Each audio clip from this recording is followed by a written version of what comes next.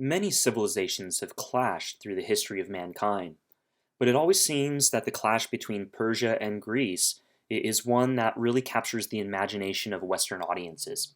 So I want to take a little bit of time of looking at this conflict, but also looking at how these two societies eventually are going to come together. And so this really begins about 600 before the Common Era with the growth of a uh, political dynasty known as the Achaemenids. Right, this Achaemenid dynasty based out of Persepolis in the south of what today is modern-day Iran. Well, where they really get their start is with the leadership of Cyrus the Great. It's Cyrus who is going to rise up and not only unite his own peoples, but really all Persian speaking peoples and say, enough is enough, no longer should we be at the mercy of the great civilizations of Mesopotamia. And so, using his ability, using his authority, not only did he unite all those Persians, but he went into the region of Mesopotamia and took down the major political entity there of his day, a group known as the Chaldeans, sometimes referred to as the Neo-Babylonians, and really started this beginning of expansion of the Achaemenid dynasty. This was continued by his son, Cambyses II, who is going to add the region of Egypt to the leadership of the Persian Empire. And then later on by Darius the Great, who under the empire grew so great that eventually he decided to reorganize it into what were known as satrapies or provinces, in which the local leaders would have a lot of autonomy in leading their own region, but ultimately were under the authority and the final word of the emperor, in this case, Darius or Dariush in the Persian, the Great. Well, it only makes sense that as they were expanding outwards, that they were going to come into contact with other peoples that were also expanding. And so enter into the scene the Greeks. Now, the Greeks weren't really expanding politically in this period, but they were expanding economically. And so what the Greek city-states had been doing was at first setting up basic trading depots in areas like Anatolia, modern-day Turkey. And over time, these trading depots turned into city-states of their own. And so as the Persians expanded off to the west, they came into contact with these new city-states and ultimately conquered them. Now, city-states like Greece didn't just sit back and allow this to happen. They continued to arm their brothers across the ocean. But even with this added help, they were no match for the growing might of the Persian Empire. I mean, think about this, right? We tend to think in Western civilization as Athens as this great and mighty power. But look at this map, right? What we have here is the great and mighty Persian Empire. Itty bitty Athens. So small, it's not even on the map that I'm showing you here. But still, Athens kept this revolt going, but when it was ultimately crushed, the Persians and their leader Darius decided enough is enough, we need to show them who is boss. And so an invasion was planned, an invasion that the Athenians had been waiting for. And so along with their allies, the Plataeans, this is a city-state to the north of Athens on the Attican Peninsula, they were prepared for when the Persians finally arrived. And against any greater expectation of hope, they were victorious. Now, it's kind of telling that the Athenians didn't even think they were going to be victorious. They had made a plan that if the people in Athens did not hear from them, they were to burn the city down and to evacuate so that the Persians could not take their city. And so once the battle was over, a young warrior by the name of Pheidippus ran all the way back to Athens, a total of 26.2 miles. This is the beginning of the concept of the modern marathon, and proclaimed to the people of Athens, "We are victorious!" And then he killed over and died. I mean, think about it. If any of you have ever run a marathon, I have, and I know I didn't fight a battle all day before and then run my marathon. I just ran the darn thing, and I still wanted to kill over and die. Regardless, the Athenians were successful. This was really the only black mark on the reign of Darius the Great. And when he died, his son, the Emperor Xerxes, determined that the Athenians would not exist much longer, that they would ultimately be destroyed by his power. And Xerxes, you have to understand, was one of the most feared men of his day. I mean, I know it doesn't look like much in this particular image, but here we go, right? From a very bad historical movie. I wouldn't even use the word history along it, but the depiction of Xerxes from the movie 300, right? This is the face I imagine when I think of the power and the fury and the wrath of Xerxes. And so Xerxes was not only going to destroy Athens, he was going to bring all of Greece to its knees. And so planning commenced. It's going to take a number of years to build up the military forces, to transport them from the heart of Persia all the way to the far west of the region, right? Because if we think about this, right, we can think about this in terms of core versus periphery. Persia is definitely the core. Athens and the rest of Greece is sitting on the periphery. And rather than allowing the periphery to take down the core is going to consume the periphery.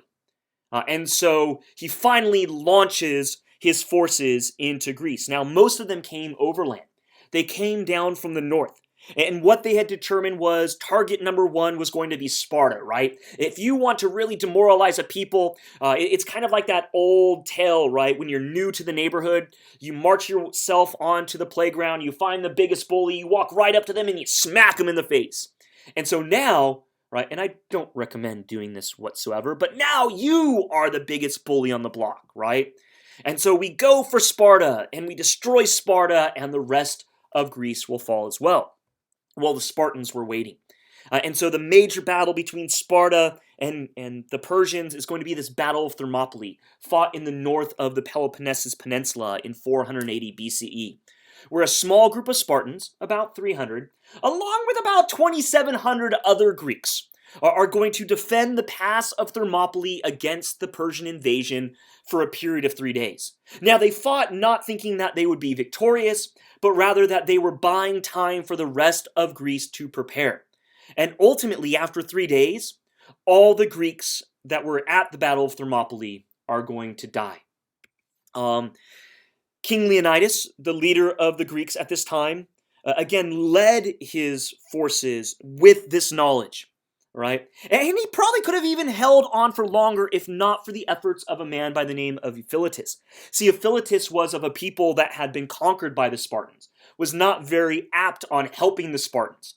And seeing that the Persians could come in and destroy the Spartans, he helped to show the Persians the way around the pass of Thermopylae to get behind the Spartans. And so once the Persians had done that, the Greek defense in this northern region was destroyed. The Persians then went to Sparta, destroyed that city, made their way to Athens, destroyed that city, but they found a virtually empty city.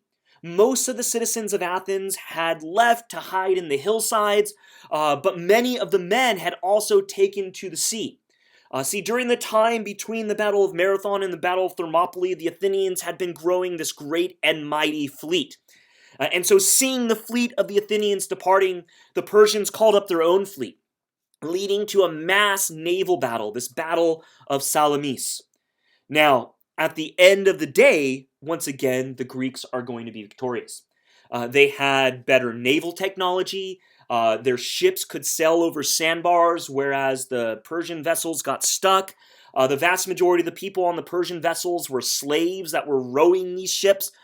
Everybody on the Greek vessels were free Athenians. And so the numbers, even though this was a great and mighty Athenian fleet, they were still outnumbered by the Persian vessels. But when it came to basically soldier for soldier, there were more Greeks than there were Persians, and the Greeks were fighting for the safety of their homeland. And so eventually they were victorious. The ultimate battle then comes less than a year later, this Battle of Plataea to the north of Athens, where ultimately the Persian forces are defeated. Now, this is really the end of Persian incursions into the region. They did still have a foothold in some other northern regions of the Greek peninsulas within the Greek islands, but bit by bit over the next couple of years, each and every one of those bases of operations were destroyed and were defeated by the Greeks under the leadership of Athens. Until eventually it was determined that Athens had become too strong for its own good, and so a new series of wars was fought. These were known as the Peloponnesian Wars between Athens and Sparta. And even though Sparta ultimately was victorious, what this did was it led to a power vacuum in Greece. A power vacuum that eventually led to the rise of a northern people known as the Macedonians to take over authority over Greece. And the thing about these Macedonians, first under the authority of a man by the name of Philip, but we tend to think of his son more, Alexander, known as the Great, is the way they are going to unify Greece isn't just through by conquest, but rather by giving them a target of an enemy that was common to them all. And so Philip brings together the Greeks and says, I am not your enemy, even though I've been beating the crap out of you. Who your true enemy is are the people that were once here that we allowed to escape, that we allowed to live in their own homes without the fear that they made us feel. They came here and destroyed our property, killed our children and our women. Now it's time for them to face the same dangers. But before Philip could launch his attack, he died.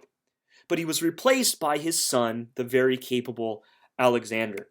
And eventually, Alexander is going to take a force of about 35,000 Greeks and say, the Persians are ours. And in particular for Alexander, the leader of the Persians by this time, same family, was a man by the name of Darius III.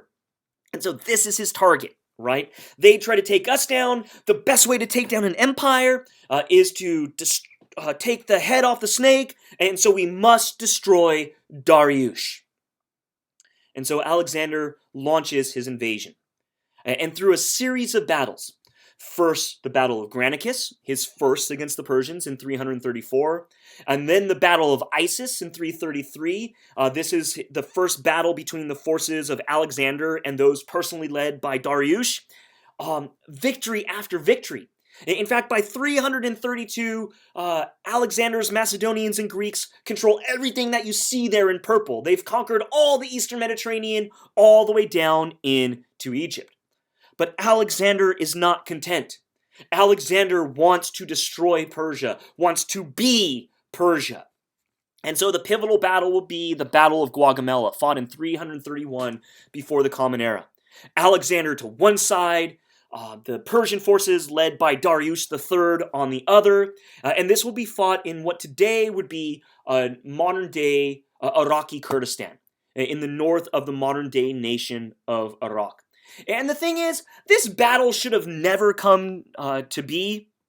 I mean, the Greeks were outnumbered over 5 times. Alexander by this time has about 50,000 men in his military, whereas the Persians are said to brought a force of 250,000 to bear. It said the Persian lines extend over a mile beyond the lines of Alexander. And basically the way that you win battles in this period of time is called outflanking your enemy. You get around their ends, you surround them, you encircle them, and then you destroy them. And if your forces already outnumber the enemy by 5 times and the lines are extended by over a mile, Alexander should have packed up and went. But Alexander was an astute student of human psychology. And he realized that he had a great and noble maybe not even noble's the right word, a great and terrifying reputation amongst the Persians. He was 8 feet tall. He had fangs that dripped with venom and blood. He could pick up a tree with one hand and swing it, decapitating men left and right. And so he was hoping this reputation would help in the battle. He also knew that his men were tried and true warriors, whereas the Persians, most of them were conscripts. Most of them had never fought in a war of this magnitude. And so using this psychology, Alexander lulled the enemy into a false sense of security. And at the right moment, he sent his cavalry straight into the Persians. They broke through a break in the lines, circled around, decimating Darius's forces, causing Darius to flee the field of battle.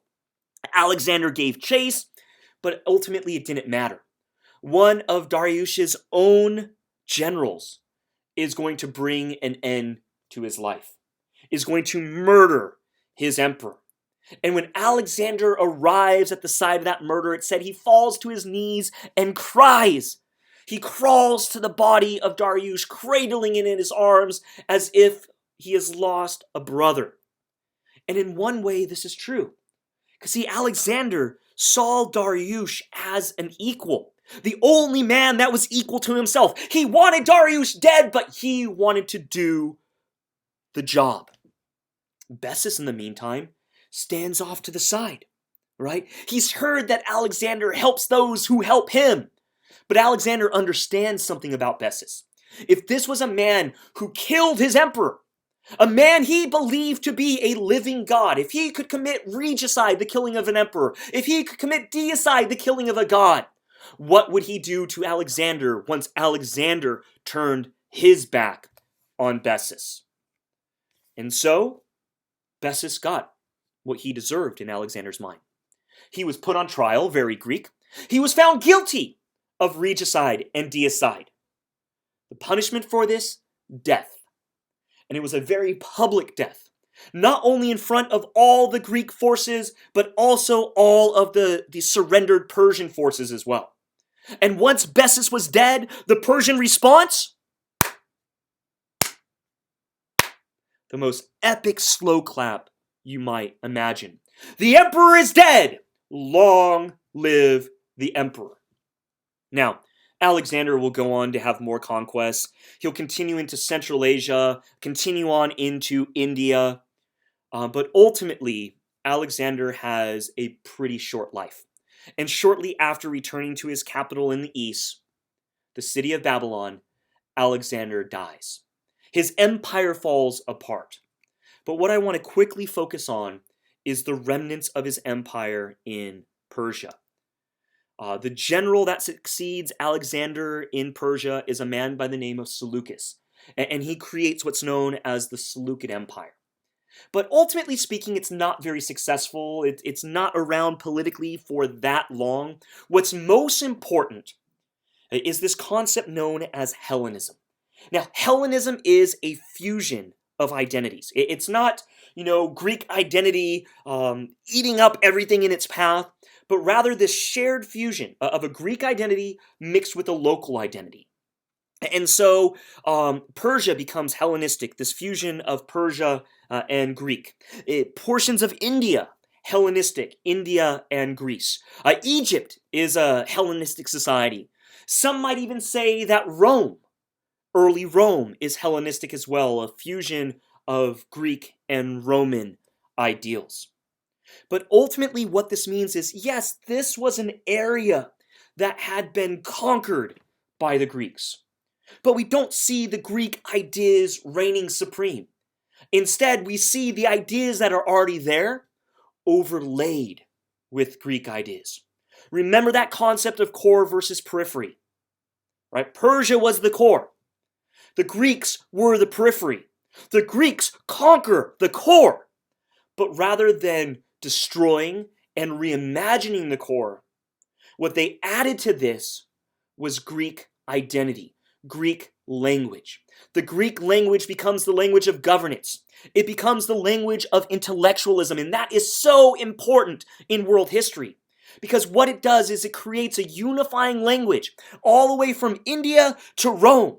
A language where people can communicate, where innovation can spread more easily, where leaders, rather than immediately going to war with one another, can attempt diplomacy in a common language, the language of Greek.